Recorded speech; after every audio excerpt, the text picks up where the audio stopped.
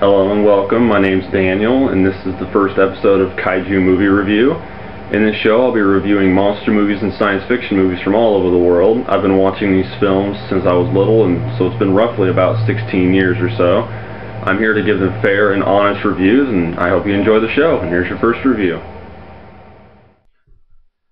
Today's movie is Yonggary, Monster from the Deep, one of the first Korean monster movies. It was produced in 1967 as an attempt to cash in on the success of other monster films such as Godzilla and Gamera. The film is about a giant monster named Yonggary, as you might have guessed it, but he lives under the earth instead of the ocean, as the title might lead you to believe. The monster in this film is supposed to be a monster from some type of fairy tale.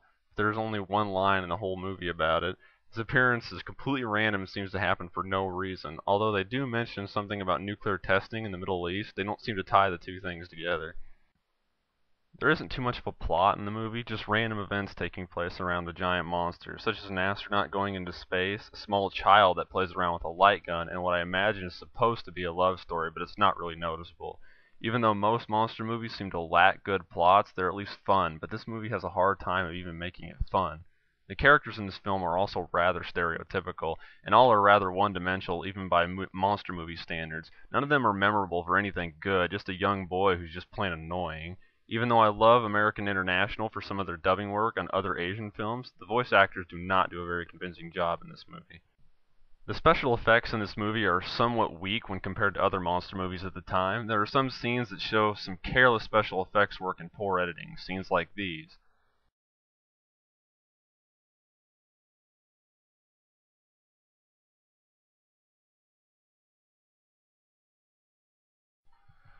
And might I add, one of the worst blue screen effects I have ever seen in a movie.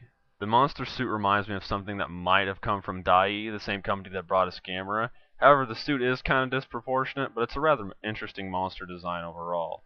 There are two parts of the movie I really think need honorable mention. The first is towards the end of the film. There is a scene of the monster dancing, which is really confusing, but you need to watch it. And the second is after they defeat the monster's laying on the bank of the river and begins to bleed from his anus. It's a real head scratcher and an oddly graphic scene, but it's probably one of the worst monster deaths that I can remember. The way they kill the monster is also somewhat interesting. Not like, wow, that's amazing, but more just a little different.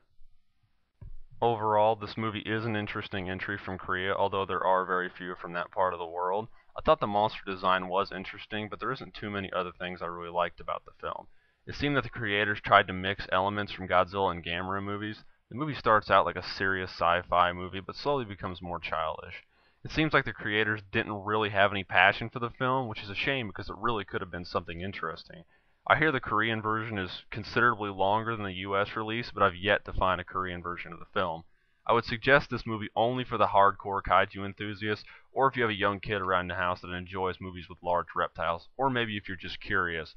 This is not the worst film I have seen, but it is far from the best, so I give it a 2 out of 5. I hope you all enjoyed the review, and this is something I'd like to continue to do, so if you enjoyed the video, please leave some feedback, whatever you liked about the show, or anything you'd like to make a comment about. And hopefully if you all enjoyed it and everything works out, I'll have another review up for you in a couple weeks. See ya.